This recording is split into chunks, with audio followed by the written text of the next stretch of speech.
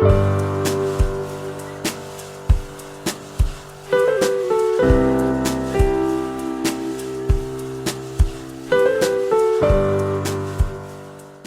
Programme में दोबारा खुशामदीद और हम चलते हैं प्रोग्राम के अगले हिस्से की तरफ। जी फरहान, हम बात कर रहे थे कंप्रोमाइज़ की। अगर हमने मंजिल पर कंप्रोमाइज़ कर लिया तो फिर तो बात ख़त्म हो गई, मतलब यू आर डूइंग नथिंग। तो आप उसमें स्पोर्ट्स के एग्जांपल दे रहे थे, प्लीज़ कंटिन्यू कीजिएगा, नाज़रीन को बताइए। जी बिल्कुल, आपने बात की कि टीम में कंप्रोमाइज़ होते हैं, क्या होने चाहिए, नहीं होने चाहिए, अगर होने चाहिए तो कहाँ होने चाहिए। जी, तो हमने पहले ऐसे में डिस्कस किया कि अगर तो मंजिल पे कंप्रोमाइज़ है वो तो बहुत बुरी चीज़ है। ठीक है। ऑर्गेनाइजेशन का आपने टारगेट सेट किया, आपने किसी टीम का टारगेट सेट किया और आपने उसी पे कंप्रोमाइज़ कर लिया तो फिर तो मीनिंगलेस काम हुआ। मीनिंगलेस हो गया। हाँ, अगर रास्ते पे कंप्रोमाइज़ करना है ताकि मंजिल मिले वो कर सकते हैं। मतलब आप you can change the way to get that particular result. आपने मंजिल के हुसूल के लिए आप ऑल्टरनेट जा सकते हो, आप डिफरेंट प्लान्स कर सकते हो, कंटिजेंट बेसिस के ऊपर प्लानिंग कर सकते हो। जी बिल्कुल। बट आपका फोकस वो ऑब्जेक्टिव एक ही रहेगा, उसके ऊपर आपका कॉम्प्रोमाइज नहीं होगा। बिल्कुल ऐसे, बिल्कुल यही है कि रास्ते पे कॉम्प्रोमाइज हो सकते हैं, मंजिल पे कॉम्प्रोमाइज नहीं हो सकता। और अगर रास्ते में भी हम ये देखेंगे कि सिचुएशन टू सिचुएशन रास्ता चेंज होता जाता है, सिचुएशन चेंज होती है तो लोग भी चेंज होते हैं, तो उसी हिसाब से एक अच्छा लीडर वो है जो रास्ते की खबर रखता हो बट मंजिल को ना जो है वो। ठीक है, बिल्कुल ठीक है। नबा, आप कुछ ऐड करना चाहेंगी इसी एस्पेक्ट के ऊपर कि हमें अपनी जो फोकस है वो मंजिल की तरफ रखना है? बिल्कुल, इसकी सबसे अच्छी एग्जांपल मैं अगर दूं तो है गूगल मैप्स। ठीक है। आप गूगल मैप में अपनी करंट लोकेशन डालते हैं और आप अपनी जो है जहाँ पे आपने यू हैव टू रीच, आप वो लोकेशन डाल देते हैं। ठीक है। वो आपको एक रास्ता दिखाता है, वो आपको 2-3 रास्ते भी दिखाता है and you have to choose कि आप कौन सा रास्ता उसमें से इख्तियार करें।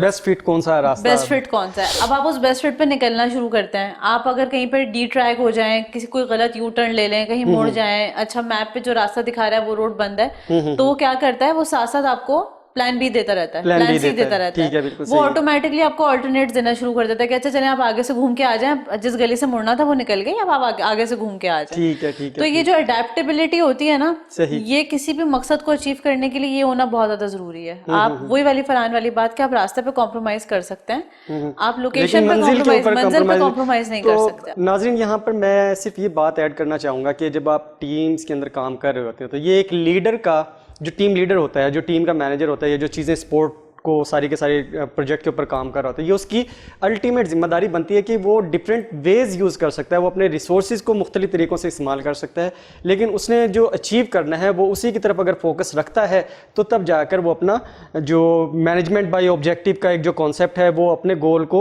ऑर्गेनाइजेशन के गोल के साथ अलाइन कर सकता है। अच्छा, अगर हम आगे की तरफ चलें तो नबा, अगर हम आपसे शुरू करें अगले सवाल को, टीम लीडर का या टीम के अंदर काम करने वाले बहुत सारे लोग होते हैं, उनके मुख्तलिफ रोल्स डिसाइड होते हैं।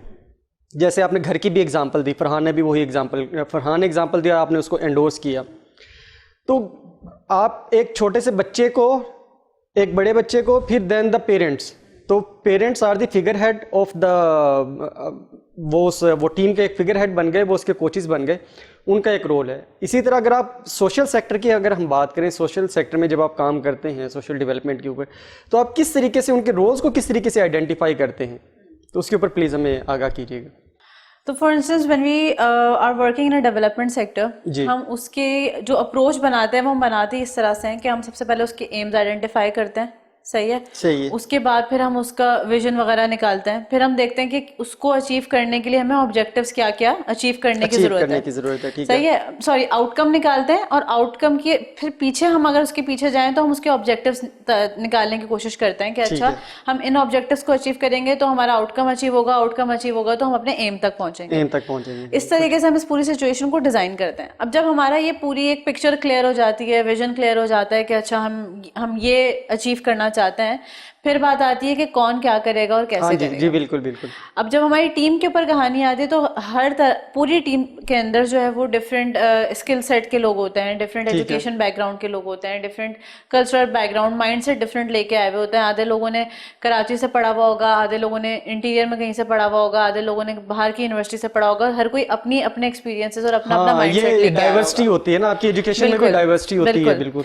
तो जब वो चीजें सब एक जगह अलाइन होती है ना तो हर किसी के अपने अपने बायसेस होते हैं, हर किसी का अपना एटीट्यूड होता है। ठीक है। अब लीडर पे डिपेंड करता है कि वो इन तमाम लोगों के एटीट्यूड्स को रिस्पेक्ट करके कॉम्प्रोमाइज नहीं करा सकता कोई लीडर। कोई ये नहीं कह सकता कि तुम टांग पे टांग रख के क्यों बैठे हो, उसका तरीका ही है, आप किसी को पर्सनली पॉइंट आउट नहीं कर सकते। ठीक है। लेकिन आप उसको एक कल्चर बना के आप उसको सिखा सकते हैं कि नहीं उसने अपना कंडक्ट किस तरह से, वो जो डेकोरम की बात करते हैं, एथिक्स की बात करते हैं या एनवायरनमेंट की बात करते हैं, वो उसके ऊपर आ गया। तो इस तरह से सबको साथ लेके चलना एक बड़ा इंटरेस्टिंग टास्क होता है। इसका कॉर्पोरेट पर्सपेक्टिव ऑब्वियसली फरहान देंगे आपको, लेकिन when we talk about development sector तो it gets way more difficult. Why? Because number one, अगर हम वॉलंटियरिज्म की बात करें, मैंने पाकिस्तान के अंदर नेशनल लेवल पे अलायंसेस को लीड किया है, चेयर किया है। ठीक है। जिसके अंदर हम हर सिटी और हर डिस्ट्रिक्ट के यंग लोग होते थे जी। मैंने इंटरनेशनल लेवल पे अलायंसेस को लीड किया जिसमें हर कॉन्टिनेंट के लोग होते थे। ठीक है। तो जब इस तरह से यंग लोग मिलते हैं ना, तो उनका मकसद दो होते हैं। एक तो ये होता है कि हाँ वो सब इसलिए एक कॉज की तरफ मिले बिकॉज उनका विजन एक था। ठीक है। वो उसी सेम कॉज में बिलीव करते हैं, तो इसलिए वो सब मिले और उन्होंने एक साथ काम करना शुरू किया। ठीक है। दूसरा मकसद ये होता है कि they want to prove this thing कि वो कुछ कर सकते हैं। ठीक है।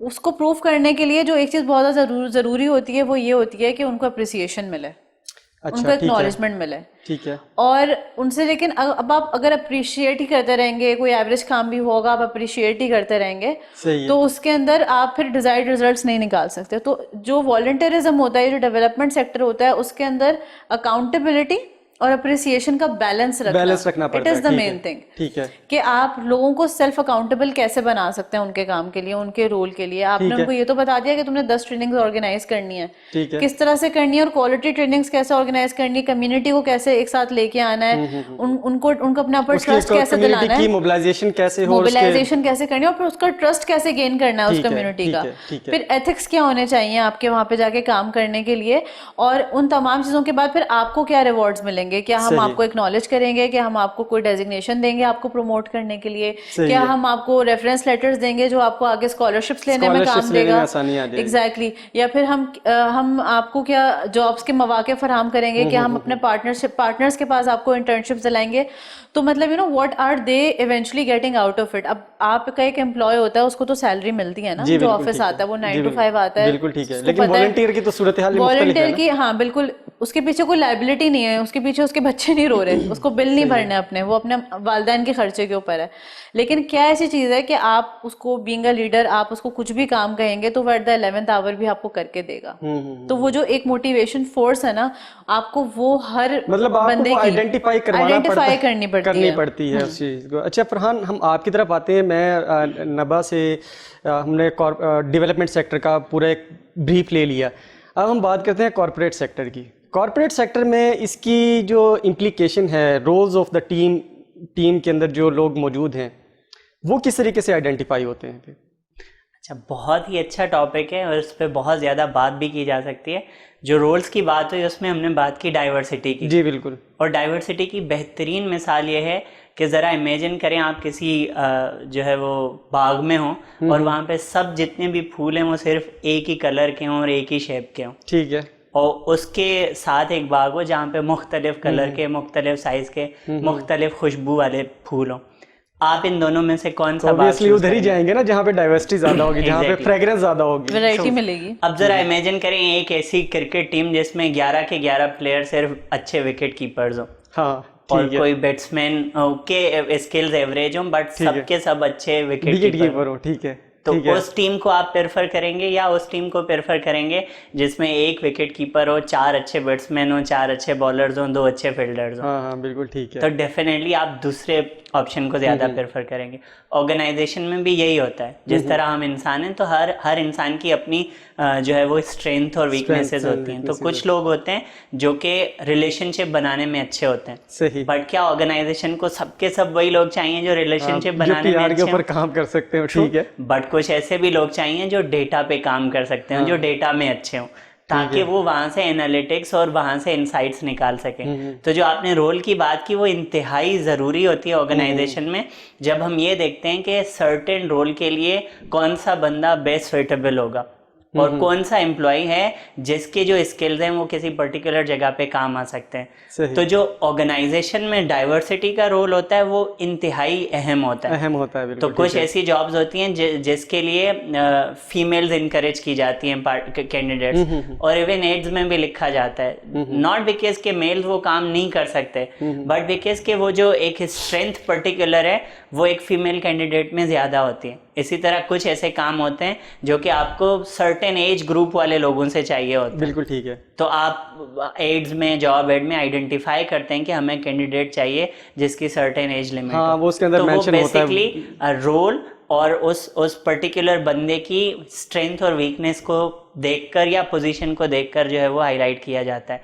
तो coming back to the point कि टीम में ज़रूरी है कि टीम लीडर को पता हो कि उसका कौन सा एम्प्लॉय क्या स्ट्रेंथ और वीकनेस रखता है और वो कौन सा काम है जो बेहतरीन तरीके से कर सकता है। बिल्कुल ठीक है। और वो एक लीडर वो जो बेहतरीन काम कर सकता है वो बेहतरीन काम लेने की सलाहियत भी रखता है। अगेन वही एक मैं अक्सर जब हम इसकी वर्कशॉप्स के ऊपर हम जाते हैं या हम खुद भी अटेंड करते हैं तो वहाँ पे यही बात हो रही होती है कि आपको हमने रिसोर्स प्रोवाइड किया है एंड इट्स योर चॉइस कि अब आपने देख लिया कि ये हमने जो पर्टिकुलर रिसोर्स है इसकी ये कैपेसिटी है, अब आपने इसको यूटिलाइज करना है। नाउ इट्स योर रिस्पॉन्सिबिलिटी कि आपने अपने उस रिसोर्स को किस तरीके से यूटिलाइज करना है। बिल्कुल ऐसे ही है।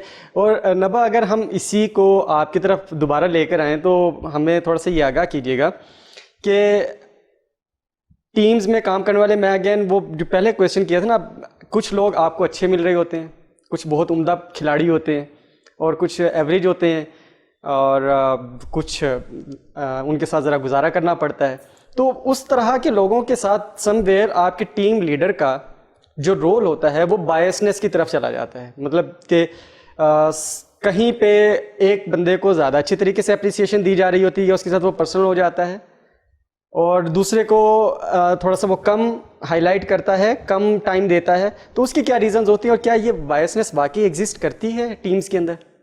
बिल्कुल करती है, बहुत ज़्यादा करती है। बायसनेस भी एग्जिस्ट करती है, फेवरेटिज्म भी एग्जिस्ट करता है जी। और इसके लिए वो थ्योरी यूज़ की जाती है कि कैरेट वर्सेस स्टिक वाली ना, कि कैरेट की एग्जांपल दी जाती है रिवॉर्ड से कि अगर कोई किसी भी एम्प्लॉय से, मैं ये नहीं कहूँगी कि कोई एम्प्लॉय बहुत अच्छा काम कर रहा है तो उसको कैरेट दिया जाता है, बट मैं ये कहूँगी कि किसी एम्प्लॉय से अगर बॉस बहुत खुश है तो वो उसको कैरेट देता है, और कहीं पे जो है वो अगर शिकायतें हैं बॉस को तो एक स्टिक से जो मतलब पनिशमेंट या कोई सजा या फिर एक अनहैप्पीनेस वाली जो मिसाल है वो दी जाती है स्टिक से।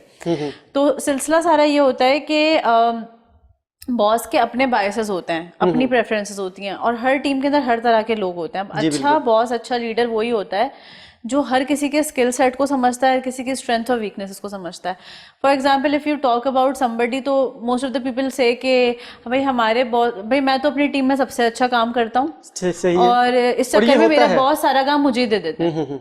वो उसको छुट्टी नहीं मिली जिसने सबक याद किया। ये बड़ी आम सी एग्जांपल हमें कोट की जाती है, हम भी जब काम करें ये बिल्कुल ये कोट की जाती है।